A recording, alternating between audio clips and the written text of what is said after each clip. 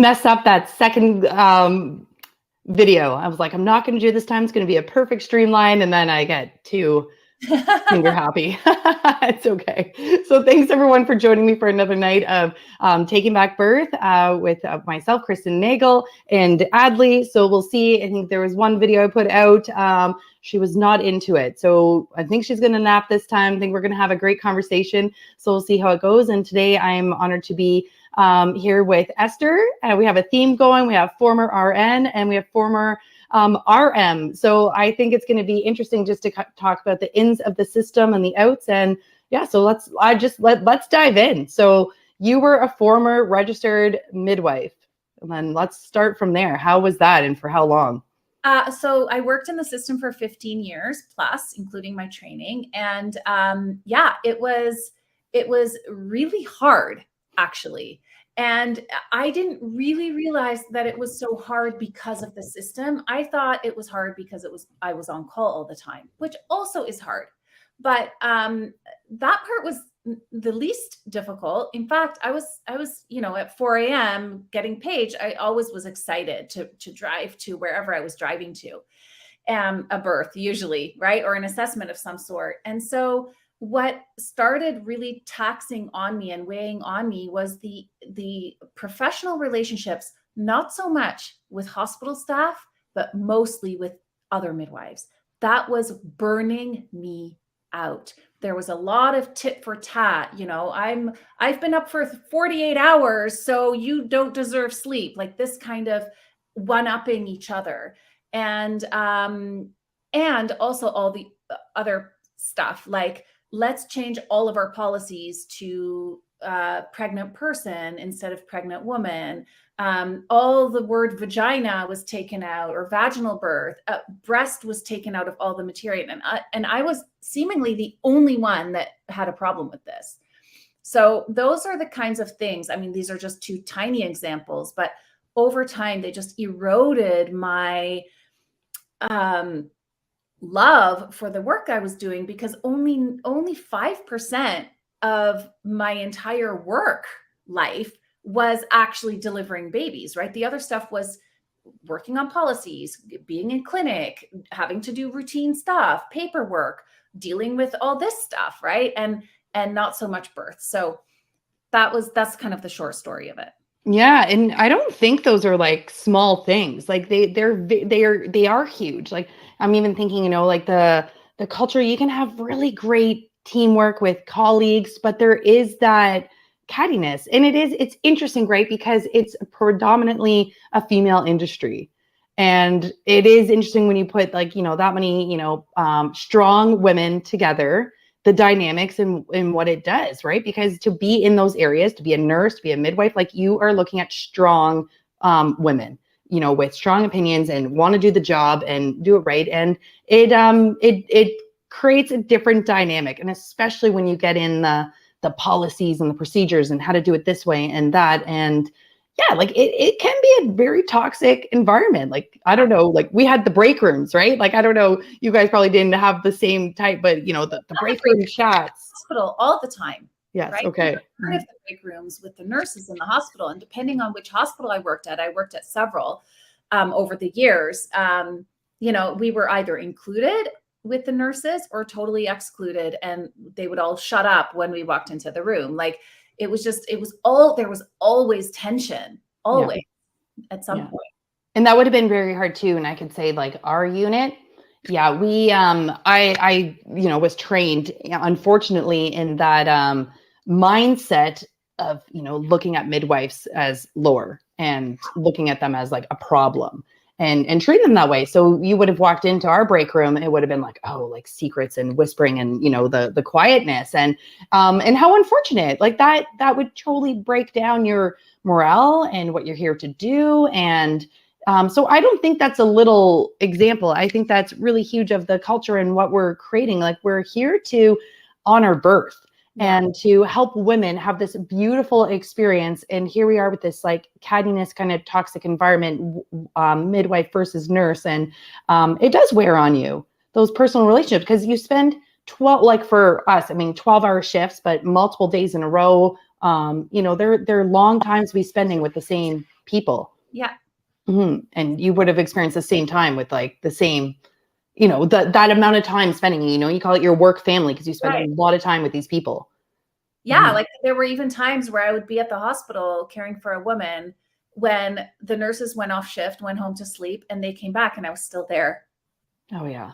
Right. Like, so that's the kind of work that we were committed to staying way too long. Like, it's a stupid system. You can't sleep. You have to monitor every 5 minutes. You have to do something. Like, it's just dumb. But that's I lasted for that long. Yes. And then the other thing you said is not like small at all. Like how do you take away the word like vagina? Like, how do you take away like, and then that like anatomical word?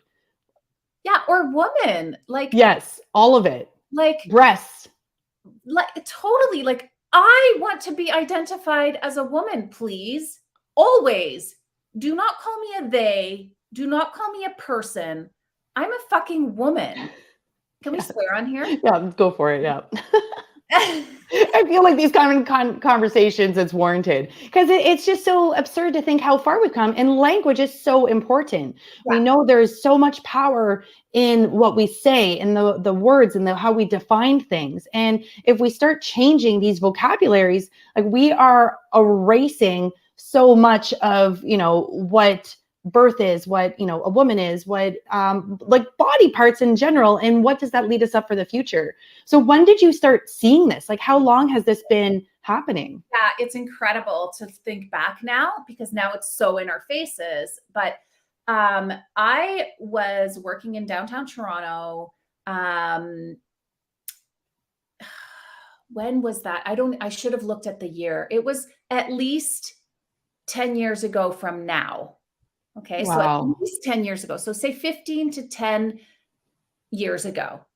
And this is when there was one couple, a trans couple, who had a child. We can even look it up, like, just Google it. They were in our practice, and only the gay midwives were allowed to communicate with them. So anyone who was judged as straight, like, how do they, like that alone is just so fucking irritating to me. Right? Like, because you classify yourself as gay, you're like better. Right? Now, I didn't want to take care of them per se. I would have done great, whatever. But I didn't even want to be in that whole scene in the first place.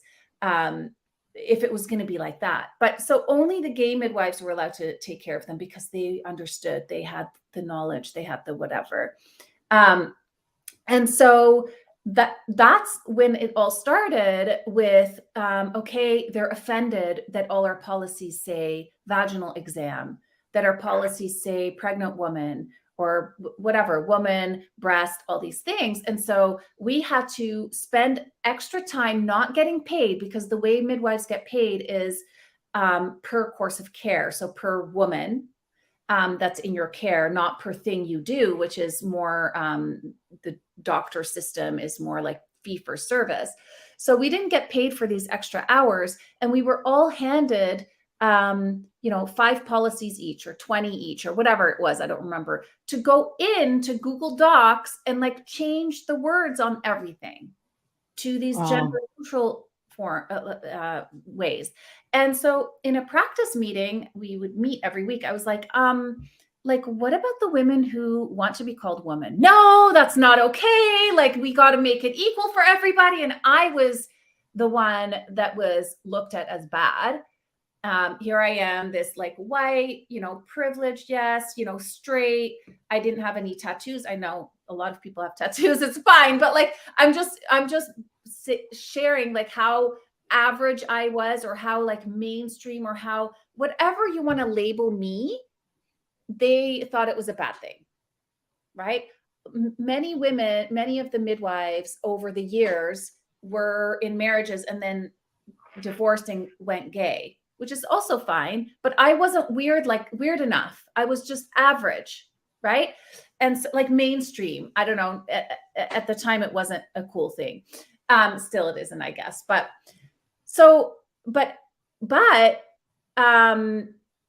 they wanted to go the extreme on the side, which is happening now too, on the side of let's whitewash, or not whitewash, I'm using the wrong terms, but let's like neutralize everything into one pool so that no one gets offended. Yeah. Like no one can be ever offended. Like God forbid, right? That there's any, opinions that are opposite. Like, no, we got to neutralize everything. And so I was always the weirdest one.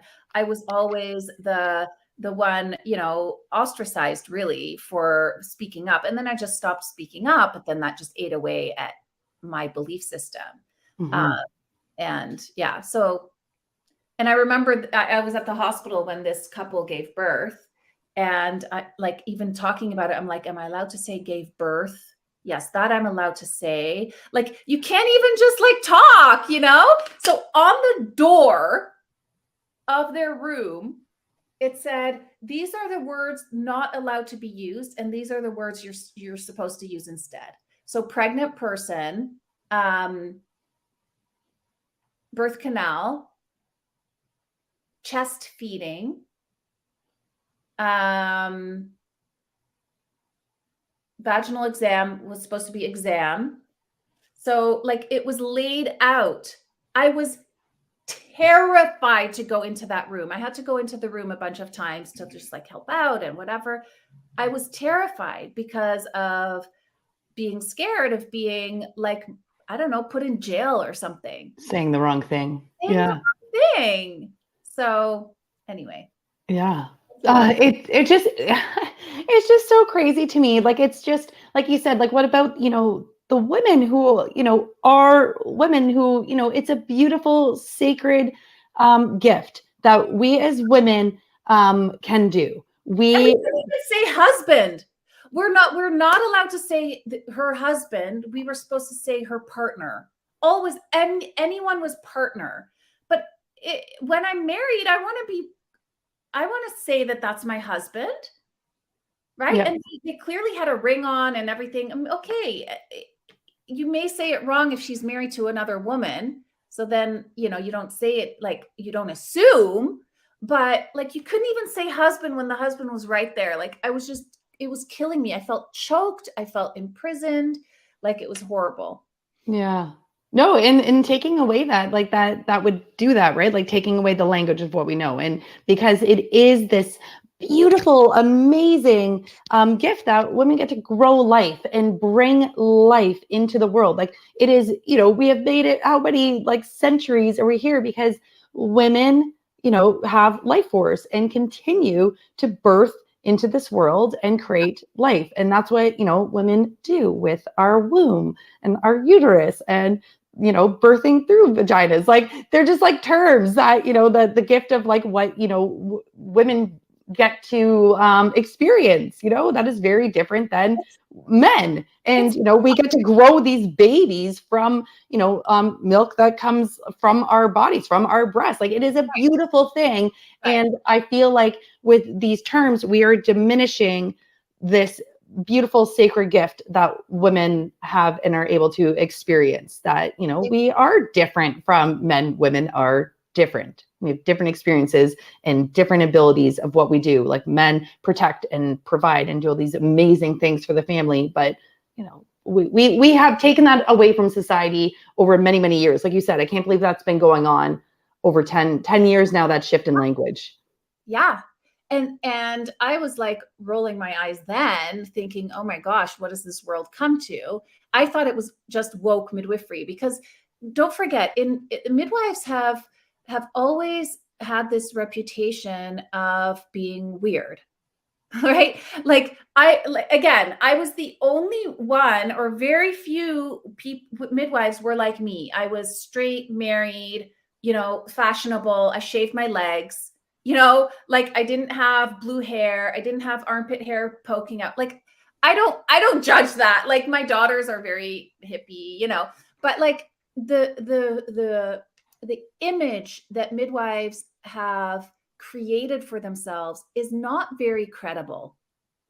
Do you think that's the image that midwives have created for themselves? Or because I know there was like that huge propaganda campaign that, you know, was put out, I don't even know how many like decades ago Yes, by one. oh, okay, yeah, by doctors, like the medical system, to be like, oh, this is who you want, like taking care of you and bringing your babies into the world. Come to us, come to the hospitals.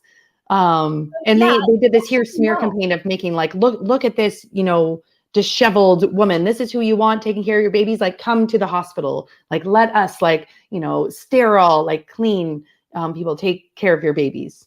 Yeah, so I have a different view. Like, I agree that that was a smear campaign, but being in the midwifery world, we like my special juice in every area of my life is bridging the kind of weird with the regular. So what being in the midwifery world during that time, this is pre-COVID, right? I already was irritated with their wokeness. I couldn't have verbalized it, but this whole, you know, gender thing, you know, be trying to make a point that they're credible being in a room of like these sophisticated obstetricians, but coming in just looking, I don't know, like I sound really judgmental, and I know a lot of people watching are maybe hippie like and all of that, and that's fine. Like, I'm not judging that specifically. What I'm judging is, well, see, I am judging. I am judging because we got to discern, like, if you want to be reputable, if you want to be heard in the boardroom, which if you're a midwife, you're in a corporation.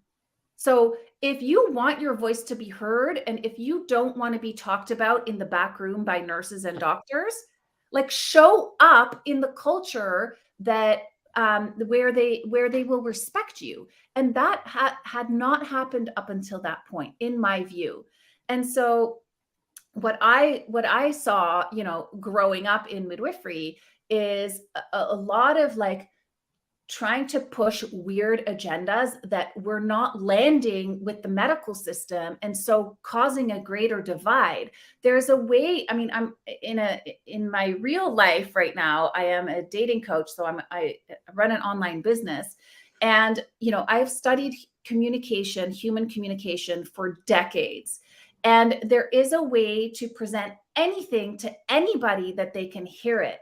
And midwives have never been that. They don't know how to land with the party that they're trying to enroll into their vision, right? So if you're trying to enroll, you know, a medical system into the fact that you are legitimate, then you got to show up on their turf in a way that lands with them, instead of having the agenda of trying to change their turf. If that makes sense. Mm-hmm. So that's where I saw, you know, I wanted to get into the politics at the college level or the association level, and I could never get in because it's so cliquey, and my agendas were totally different than their agendas. They always had this, like, again, the kind of woke agenda. I couldn't have named it then, but there was always something, some tiny minority group had to have all the say. And, you know, if you were not in that minority group, you were literally pushed out, so that they were doing the very opposite of what they said they were standing for. Mm-hmm. So yeah, by trying to be inclusive, it actually becomes very exclusive. yes, Yes. exactly. Mm-hmm. Exactly. Yeah. And it does like the opposite. I heard stories, you know, of a woman in going through midwifery school, and she was, you know, pushed out of some classrooms even because she was white, straight, and didn't understand, and just privileged. And she was like, okay, you don't understand this conversation. Like, I actually have to like leave. Like, it was something outrageous. But by, you know, putting this label of inclusivity on, you actually, it becomes very exclusive. We're having this conversation with you know, one of our Canadian frontline nurses, and just trying to figure out, you know, if we did just the simple understanding of just love and respect, we don't need to have all these like singled out groups, and we don't need to change the language, because we just love and respect everyone. We don't have to agree. That's different. With whatever choices, very, like look at all the backlash I got over the last 3 years. Like people don't have to agree with the stance that I took. Like it doesn't even have to do with like, yeah. To not agree. Yes. This is the problem. We're now not allowed to disagree. Yes. And that's not healthy. Like we need to be able to disagree and have debates and discussions. And that's how we learn. And that's how we make, changes for the better. Or that's where you continue to stand convicted in your stance. And this is just with any opinion, right? Like I'm of the mindset that viruses come from within, and I don't believe in contagion. That is a widely disagreed topic. Even among our group, people are like, "Oh, I caught this and this," and I'm like, "Did you though?" Yes. But that's fine. Like we don't have to agree with everything, and that is part of what's really the problem. I mean, it should be. We should be able to be like, Kristen, cool that you think that. I don't agree, and I still love you, or I love you. I think you're awesome. Like, cool that, and so this whole dividing of like right and wrong, and everybody wants to be right. That's the problem. That is not a way, like, this is why this world is so fucked up. Everybody wants to be right for themselves. Instead, why not create win-win? I don't need to be right, but I want to win, and I want you to win. So how can we do that? I did that in my relationship. We were not on the same page about COVID, although we kind of are now, which is super cool. But we actually even broke up. I moved away to Costa Rica for a long time. And, I refused to get the vaccine. He got the vaccine. I wanted him not to get the second one. He did it anyway. There were other things. I mean, that was not the reason we broke up, but it was definitely part of it was I wanted to be right and he wanted to be right. And so he wanted to be right about the vaccine being fine and safe and helpful. And I wanted to be right in that it wasn't, and that it was harmful. And you know what, Kristen, this may be very controversial on this channel, but we don't fucking know. We don't know. Like every side is still trying to be right now. Right? Like all these, stats about babies dying and stuff. Okay, I believe them for sure.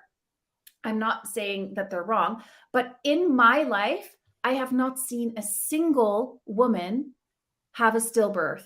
And my entire community, I'm in a Jewish community. They have babies left, right, and center. I'm telling you, they pop out babies like nobody's business. There are people getting pregnant, going to full term, having healthy children all around me. I've not heard of a single stillbirth, maybe miscarriages. They're more hidden, right? But there are always miscarriages happening. And I'm going on a tangent, but I think it's good. And, we don't know the other factors causing these miscarriages. The fertility rates have been going down for decades, right? And so the COVID vaccine may or may not be causing this. I honestly am a lot more open than I was at the beginning of the pandemic to seeing, to really evaluating more unbiasedly, if that's a word. So my point is, we can have a win-win. I was kind of going into my relationship. Me and my fiance, we agree to disagree, but not like, let's agree to disagree like a lawyer would, or like, in that kind of manner. We're like, okay, I love you. I think you're awesome for having these beliefs. And we have arguments, trust me. We have arguments about vaccines. We have arguments about circumcision. We're trying to have a baby. So these are big arguments. But we also love that each other has these beliefs, and we talk about them, and we value each other's stance instead of trying to make the other person wrong and being right ourselves. And this is what's wrong in the world at large. With COVID, it's I'm right, no, I'm right, no, I'm right, no, here's proof, no, here's proof, here's proof. Like, what about not needing to prove anything and just like, you do you, me do me. Hey, let's go have a party. You go get a vaccine. I'm not going to get the vaccine and we'll just have a nice party and not talk about the vaccine. Like, how Mhm. about that? You know, I know that's oversimplified, but I really think it's possible, to be honest. Well, I think we really have lost the opportunity to listen and to discuss with respect. And that was kind of going back to, if we had the simple rule of, if we can respect and just love each other, the golden rule, do unto your neighbor as you would do unto yourself. It can be that simple. Like you said, Yeah. like you don't have to agree with the person, but you can still love them. Like it's, exactly what you said. And I think, we have lost that ability to even listen to the other side, to have these respectful debates. Like I remember going to school, we had debate club, right? Or whatever it was. Like, you taught how to debate and you were taught to go on both sides. Okay, you're going to argue this side, whether you believe it or not. Okay, now you're going to argue this side. It wasn't like pick the side you want to debate. It's like, no, no, no, no. You're going to learn how to debate and argue the other side, and you had to be good at it. And I think, that, like you said, we're not allowed to have different opinions anymore. And that's what a lot of this has come down to, is we're all told we have to believe and think a certain way. And that's so unhealthy on so many levels, because there are different cultures, there are different beliefs, there's different lifestyles. It's a big world, yet it is a small world, because you find out how connected everything is. But there's a lot of differences out there, and that's what makes it so beautiful, is that it is unique, that it is different, that there's these different ideas, and people doing different things. Like I tried gardening and I loved it. But I would rather grow like herbs or like medicinals or forage. I'm very thankful for the farmers in my life that want to, grow food and do all these beautiful things. Like, I don't know. We're not meant to do it all. That's a kind of a random example, because I think I'm just living it right now. But all kinds, right? And if we were all the same, then it would be so boring and it would be so linear. Mm-hmm. Yeah. Yeah, exactly. And then where do we go from that? Like linear, like, no, we want to like evolve and do all these different things. But we're missing the element of just respecting and loving. Do, whatever you want to do to a certain degree, I guess. Like I was like, oh, I got to be careful, because that gets into a whole, biblical thing, but of like, my truth is yes, but it's just love and respect is simple. We've lost that. And, we've lost, one flag. We were talking about this. This is whole, we got to get back to birth stuff, because I was just thinking we were having this discussion in another group. And I think it is all related too. Like, it was like, we're just trying to symbolize all these things. And it's like, but we had that, like, in Canada, we're Canadian citizens, love and respect each other. And I think, when I'm just going to pull it all back, because this can go on many different tangents, but, but with, working in the system, with that, trying to mold yourself in there, seeing what's wrong. And I totally experienced that as well. Like once you see what's happening and you're trying to make change, you're trying to be in there, and it just eats your soul, because you just realize you can't make that change. And I think that's what you're saying before about, the midwives coming in. If you want to be in this world, this medical system, if you want to be respected, you have to come on a similar playing field. You don't have to change to the medical obstetrics, but you have to be able to be in the same room to have a conversation if you want to be in that world. If you don't, then you have to leave and create something else, which is why I think we both have the former in front of our old registrations, because I wasn't willing to play in that environment, to play those games, to be on that turf, to try to make change from within. It wasn't a world I wanted to be a part of anymore. It wasn't, I was like, this, I can't, I'm not going to conform. I'm not going to change myself to be in here. So I'm going to leave. And I'm sure that's probably where you finally, it came to as well. You're like, okay, like I'm not going to try to change myself to be on this level or to make change from within. So several different things now. The dating thing is new to me. I didn't know you were doing that, but you became a TBA as well afterwards. Yeah, so I actually first became a relationship coach. So I left midwifery exactly because of all the things you said. It was just, I could not, I wanted to expand and grow and get better. And I just couldn't do that by dumbing myself down and staying in this like box of the system. So I jumped in. I had already started my coaching business. So I saw a lot of couples struggle after they had a baby. So usually they went from, being a couple to having one kid, right? And that change, I could usually, as a midwife, I would do like home visits and all the things, and really be in close connection with them around the birth and just after. And I would be like, okay, that couple is not going to make it. And I wouldn't know why I would think that. And then that couple, wow, like they have something. And I couldn't put my finger on what it was that would make or break a relationship. And I had struggled so much in my relationships, having gone through 2 marriages, 2 divorces.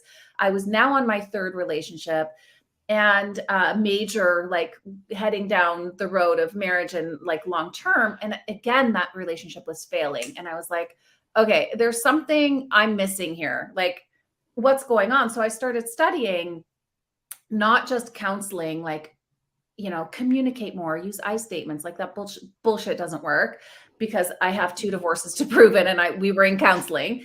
So I dove deep into the coaching world. And so that's when I decided to go full on into coaching, relationship coaching, after studying and learning, and helping clients as a midwife with it, and then branching off and doing both. And then I just realized, okay, I'm not going to be a good midwife if I'm trying to start a business, and I'm not going to succeed in this business if I'm on call all the time and can't do anything. So I left. I jumped out of the system, and I kept my license for 6 full years. Oh, wow. I paid the fees. I was so afraid of letting it go. And just before COVID, I was like, okay, my coaching business is doing well. I'm making the same amount of money I was making as a midwife. I think I can make money other than being a midwife. Do I ever want to go back into the system? Hell no. And I was like, why am I holding on to this? It was like an ego thing. Like I had to grip onto this license. It was like such a part of my identity, being a midwife, a registered midwife. And finally I had this decision, and I let it go. And I cried, because I thought I would never, ever be at a birth again. And that's why I was holding on to that, because it's so much part of my soul is to support women through this passageway, right, of having a child. And almost immediately after that, like months, weeks, maybe even, COVID hit, and I started being part of the community of non-believers in COVID. And somebody invited me onto this chat group of birth workers. And I was like, I told her, an old friend of mine, I told her, I'm not really a birth worker. She's like, yes, you are. You're fucking coming in here. And so I was like, okay. And so I was in this group, and there's this amazing conversation happening about, birthing outside of the system, and we need people. And I was like, oh my gosh. And then one woman, my first TBA client, asked me, oh, like, would you ever attend my birth? And I was like, no, I'm not registered anymore. She goes, no, that's the whole point. Mm-hmm. She's a naturopath. That's the whole point, lady. Like, hello. And I was like, okay, maybe I will. I don't know. I'm so uncomfortable. It's so risky. All the things, all the indoctrination I'd gotten from the training, right? Midwife, like there's this rogue midwife in Kitchener doing births outside the system. Like she's dangerous. We heard about Billy, like mm-hmm. in that context. In the midwifery, system. Yes. Like, is she really that dangerous? Like I always questioned it in my mind, but I was in the system. So I was like, yeah. But I was like, is she really that bad? I mean, birth is birth. Like we talk about birth being birth and trusting women to deliver their own babies. And like, why are you now judging her for doing kind of the same thing as us? It's just not, where she just doesn't pay for a license. Anyway, so I'm in this birth group, and she basically is like, please come to my birth. Like, consider it. I don't have to pay you. We can do it however you want. I want you present. And so that was my first birth. And she really didn't need me there, but I set up all my stuff, and I sat in a corner knitting, like not really knitting. I scrolled on Instagram, but metaphorically knitting. And she birthed her baby, and I took some photos and like gave her some, support, and that's it. And I was like, I just attended a birth. I was at a birth and I was just like totally hooked. And so then I took Billy's training officially. Like I was already in it by then, actually, because she hired me like months before her birth, and I jumped right into Billy's training. And here we are. Mm-hmm. That's awesome. I think there was something important that you said at the beginning too, was the policies, the procedures, the paperwork. Like you were just so busy with the tasks that you weren't really hands-on with the relationships anymore when you're doing midwifery work.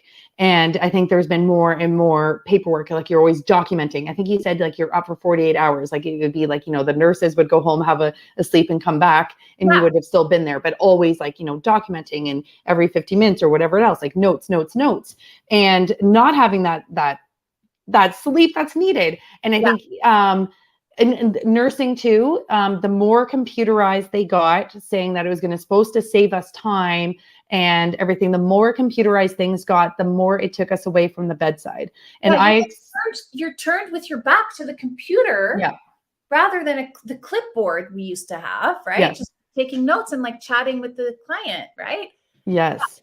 And the States was more ahead than Canada, just because, the money privatized. So I worked in Arizona in 2007, right out of nursing school. And I remember they had, everything was computerized. Like I went from, writing everything, chart, doctors, prescribed on like the charts, the papers, you rip it off, everything. But everything was computerized in the States. And you had at least 6 to 7 patients. And they had these they were like PSWs, but not, but they would go and do all the care. I was so confused working there the first year, because they would do the turns, the patient's vitals, empty their drains, like do all these things that I thought were nursing tasks. And I was like, well, what am I supposed to do? And then I would go in and do all these things. And they were like, but that's my job. And I was like, but I'm a nurse. Like I'm supposed to do it. But it was like stepping on kind of their toes too. And I was like, well, what am I supposed to do? Literally, it was to go in, ask them questions, head to toe assessment, write it on the computer and give them meds. Go on to the next patient, head to toe assessment, write it on the computer, give them meds. And I was like, so I'm just a med dispensary person now? It was crazy. And then as the years, when I came back to Canada and they introduced more computer, and I was like, you just sit at the desk and you're just documenting always on the computer, this, having to do, orders. And you miss that hands-on relationship. And that is so important. Again, another thing missing from the world, from the system, is we need hands-on. We need human connection. We're so afraid of lawsuits and care and the documentation and all these things that we're forgetting the most important thing, and that is building relationships and being there and listening and actual putting like hands onto care, like, even a hand on a shoulder. Sorry, go ahead. You're about to say something. No, and it's so, what you're saying is so true. And 100% the actual reason to not have lawsuits is the connection. Yes. Like people don't understand, if you don't want to get sued, create a connection with someone. Done. You're done. Like it's it. They'll never sue you. My fiance is a dentist. He does this with his dental patients. He just connects. Do you know, like he's made mistakes in his 30-year career. He's made mistakes, and he just calls them up and has a conversation. Like he, drilled into the wrong tooth or something, right? Like, I mean, we all are human, and it's the connection that he builds up to seeing the patient, and then the aftercare that causes that bond that they trust him no matter what. And so, he's old school, but this is the very thing that's actually causing that, again, that divide, right? That divide and conquer. Like, oh, I can't give you a hug because you might give me a lot, like whatever, lawsuit over touching me or something stupid. But, even after COVID now, nobody hugs anymore. I do. But, so maybe that was a silly example, but the whole thing, like you say, like that connection is the currency of it working. And what I was going to say about that as well is, as the care provider, I needed connection. Mm-hmm. I want to care for you. I want to, like, I have to admit this, it's not easy. But like, I stopped giving a shit about my clients. I was mad. I was annoyed. There was a disconnect. I didn't give a shit how they gave birth anymore. I just wasn't present anymore, which is burnout, right? That's all burnout city for sure. But part of that was caused by the system I was working in. I had too many clients, like you were saying, like door to door to door. That wasn't us, how we worked, but we had way too many clients on our shoulders, the way we shared on call. So I had like 8 clients due in a week at most times, sometimes 12, right? 12 in a month for sure. And when you're on call, you're carrying the load of 3 midwives, but you're one person on call. Yeah, that's so much. It's like insane. Yeah, okay, you would get 3 weeks off at the end of that rotation, but the first week and a half to 2 weeks of that 3 weeks, you're dead. Yeah, you're exhausted. You're You're dead. doing nothing. Oh, you're doing nothing. And so the burnout, the way that it's like not worse than a rat race. It's like this slave-driven system, and you're the little pawns, and then the cattiness within that as well. Like it's just like beyond. And the relationships with like you saying you needed care as well. And that is the one thing I miss about being in the NICU, the unit, is the relationships with the families, the relationships with the babies, like doing the actual care, right? The important work, the hands on, and having those conversations and the trust within each other. And then, they would come in and ask about, they would remember a important event or something that happened, and they would ask me and care. And then vice versa. And it was reciprocal. And I think now, now with like the work, that you're now doing as a traditional birth attendant or companion, that's what it is. You're a wise woman with skills, and you're there for companionship. And that's why I like the traditional birth companion versus attendant, because you're a companion, and it goes both ways, right? Because there's that mutual respect, and you can go off and knit, have a nap, allow the woman to do the work she needs to do it in that time, which is important. And you don't need to document everything, because you're just there, you're trusting, you're sharing that space, and you're holding it, but you're allowed to nurture yourself. And they want you to. I remember being like, like, what do you need? Do you need some coffee? Like, go sleep, go rest, or whatever. Like you care as well. And it's this mutual reciprocal exchange of respect and companionship. And that is what has been missing, even, in nursing. It has become so task oriented that we're missing the most important part, that is the relationship and the nurturing, because sometimes that is what they need the most. And now, getting out of midwifery, and what I'm looking forward to, because I miss the relationships with the babies and the parents, I'm looking forward to getting back into that as well, and having those relationships without all the BS of worrying about CYA, cover your ass, and all these things. And it's just having respectful, mutual relationships where I get to care and educate. Because, nursing, midwives, like, we like to teach and educate in these beautiful settings where, they're interested, and you don't have to worry about checking the boxes. Okay, did we talk about this? It's just having conversations. And that's what I'm looking forward to getting back into, and seeing all, these birth workers expand. I'm in contact now with another woman in the UK. Her name's Nikita, and she does When Push Comes to Shove, and she's just blowing up over there. And I think it's amazing to see that, okay, we're getting back to what it's supposed to be, which is connection. And this is the thing, Kristen, connection creates the deep trust and knowledge in what to do next. So when I'm at a birth now, there's that heart connection to really, you really sense like what the woman needs, rather than what she should need based on the criteria of the checklist. Like, oh, she's 36 weeks. Have we done the swab? She's whatever, she's so many centimeters dilated. She should be this and this and this now. It's so arbitrary. It's so not woman-centered. It's so not like in this moment, being present in what is in front of you now. And so I always tell the story, like, as a midwife, as a registered midwife, I often used my intuition, and I was always right. Always. 100% of the time, I used my intuition to do something maybe a little outside of the protocol. I was right. And so that really gave me confidence to listen to my inner guidance system, right?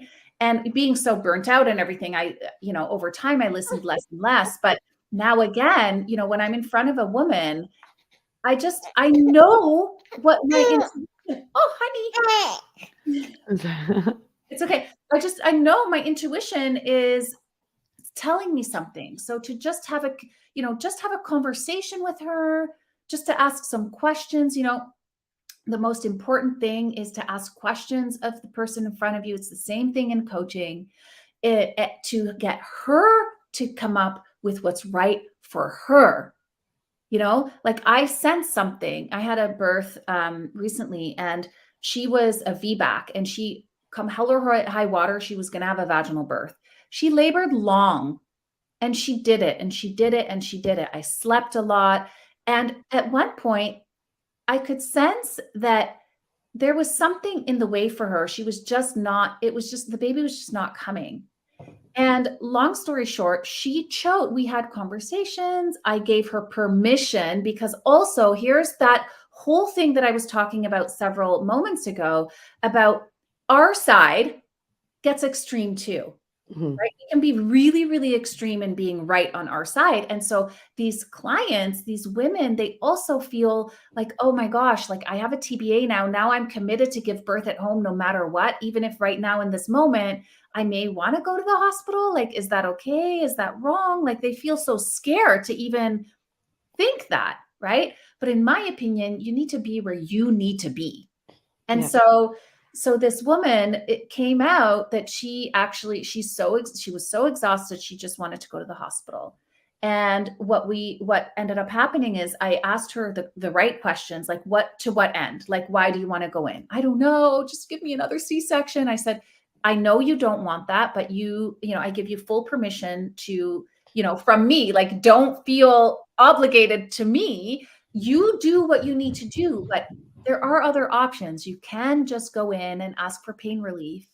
And she hadn't even thought of that. She was in the middle of transition, actually. And she hadn't even thought of that. So what ended up happening is she chose to go to the hospital. She asked for an epidural. She got the epidural, and her baby was out 10 minutes later. So she was able to only release and let go of that baby once she had felt like she could make that choice to do that. Mhm. And maybe she had some fear in the back of her mind about the VBAC. I mean, she was, she's probably like fully dilated already by then.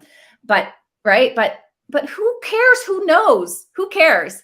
It's what she wanted. She feels amazing about the birth. And right. So my whole point is being present, having that connection. That's the important part. The outcome or the mode of how she got there doesn't matter as long as it's her journey. Mhm.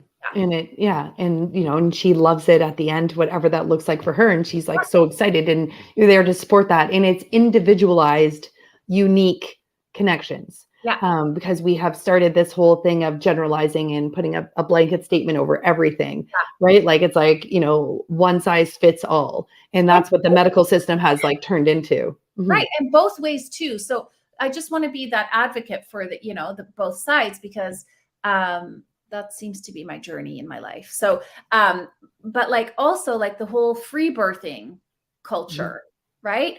That's the only way. Like all women can birth on their own. Well, we haven't been birthing on our own for a long time. Maybe originally in the like caves, but I still think there were people around, right? Other mothers and so that is also like that culture, like online on Instagram, like, in the groups that we're part of, like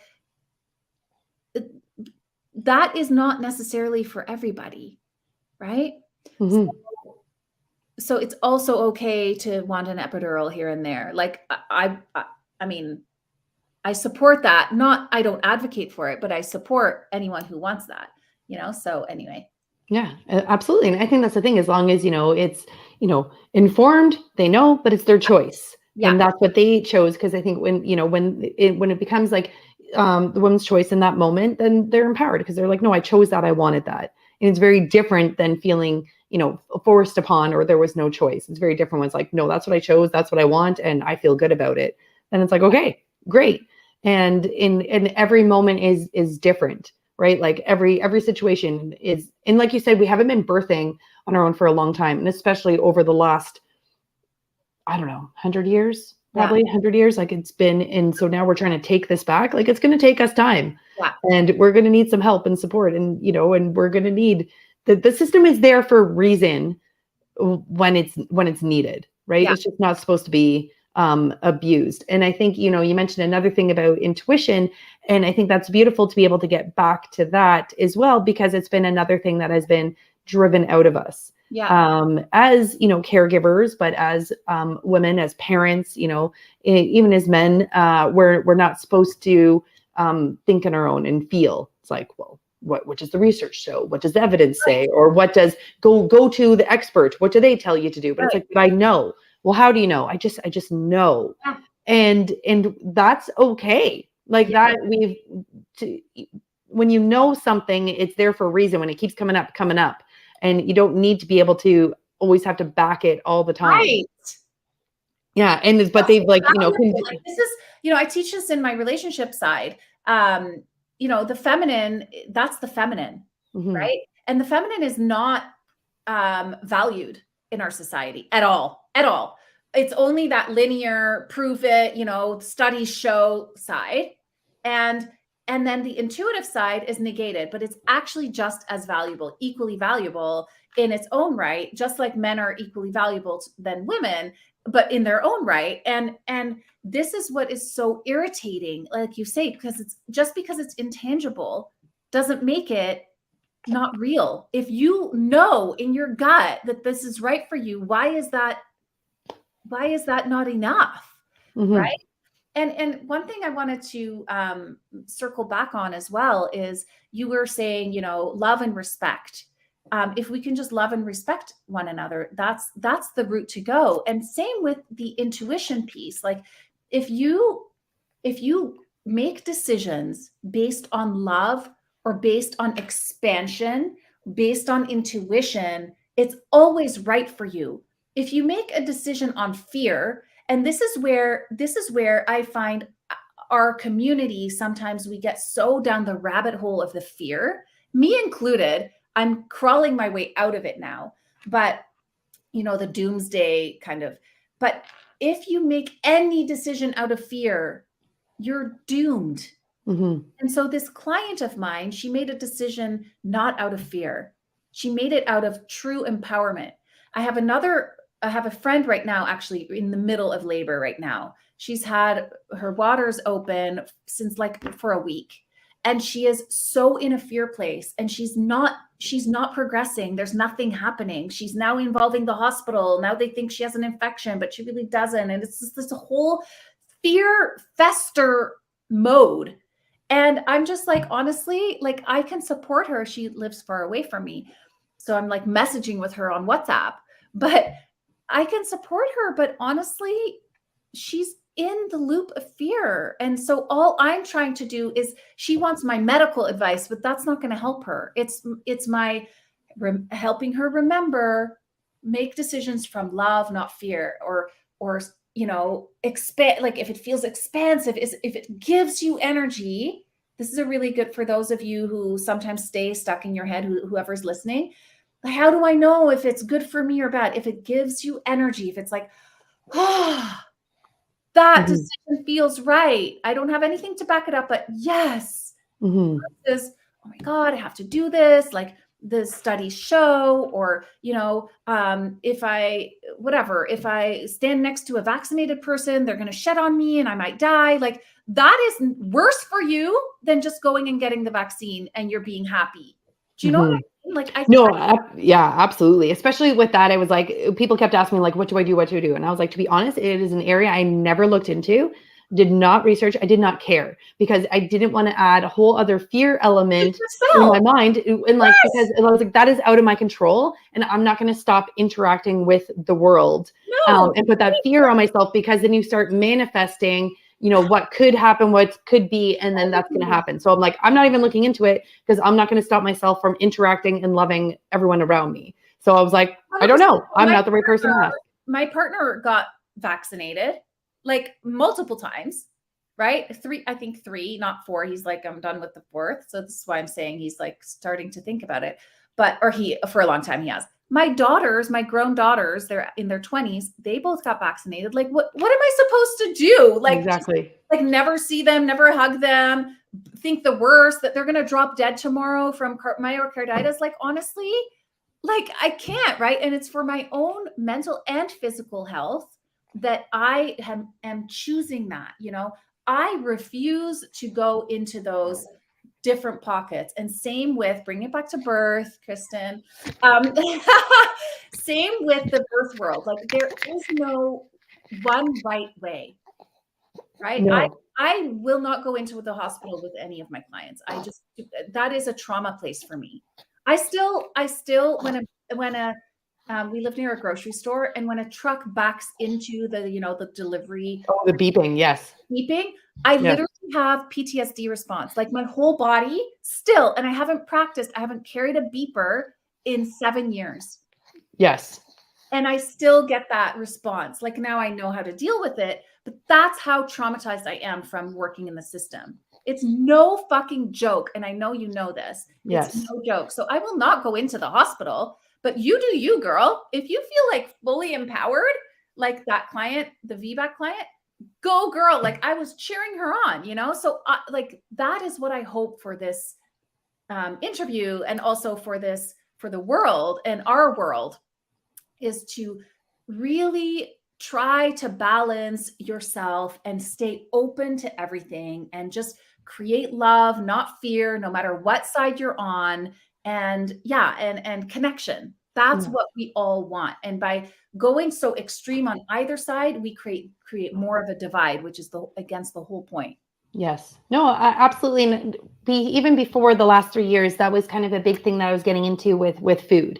And it was about connection. It was connecting to your food. Where does it come from? Are you enjoying it? How are you preparing it? Are you taking time to, eat the food that's going to nourish you? Like the whole thing. That was my whole premise before this, was through food, and then connecting, and then the connection with, the community, with the farmer, with just all of it. Was like, we have isolated ourselves so much on so many different realms. It's like, how can we get back, this connection with ourselves, with, God, whatever that is to you, with, community, but it's bringing that back. And that's why the last 3 years was so interesting, because it just separated us even more. And it's like, this isn't new. It just exacerbated the situation already, but it's coming back into this connection. And it's so important to make those decisions based on love and conviction. And there's a difference with feeling fear versus nerves, because even nerves, like that excited nervousness, kind of scary,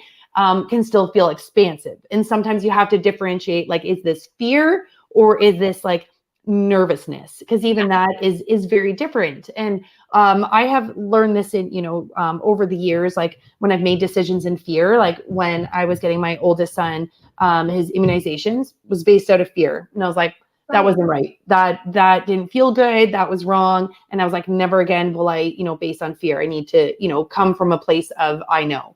And then even, there was another, I just lost it. Where I was going with that, with the fear. It'll come back to me, but it makes a huge difference in what my husband and I, at the very beginning of all this, I had dove deep into all the things and was consumed in fear. And I was starting to make unrealistic, fear-based decisions of what we should do with our life and where we should go and all these things. And he was, it was, that first bit was not good for our relationship, because I was coming from a place of fear. And so once I had to step back, because I realized what I was doing to myself, what I was doing to my relationship, my kids, and I was like, okay, like, let's remove the fear. What is actually real? Like, what is real at this moment? What is the truth? Like, what is happening? And like, let's bring it back and find that place of love. And there's a difference of being aware and then just being fearful. Yeah. And so that's the same thing with birth as well, to bring it all back, because it does all relate, is like, there's a difference of being aware of possibilities versus just fearing them. And your mind just going into, the worst place scenarios.